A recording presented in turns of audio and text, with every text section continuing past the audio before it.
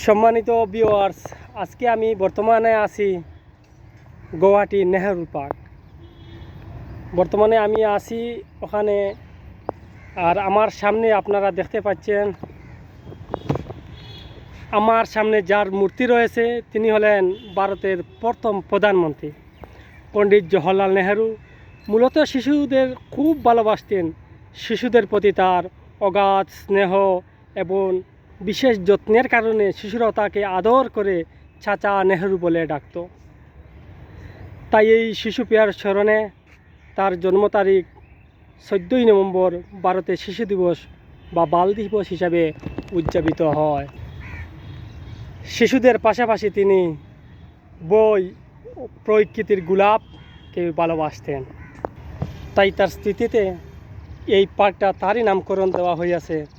এবং আপনার I love Guwahati এখন অনেক যত্ন সহকারে খুব সুন্দর করিয়া তারা সাজাইয়া রাখছে।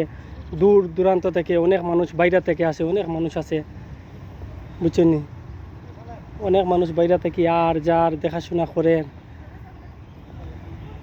বহুত দূরে থাকি। বন্ধুগণ, তোমরা আও দেখাশোনা করো, দেখুন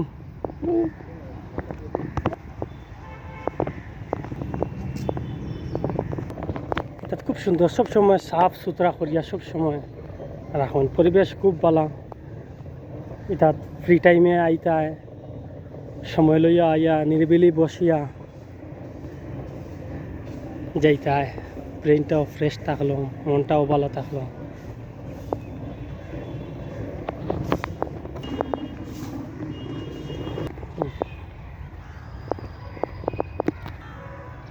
বন্ধুগণ, ও দেখায়নি ইকুরে কয় সিকরা হারি না, খুব মিলেমিশে টানছে মানুষের সামনে।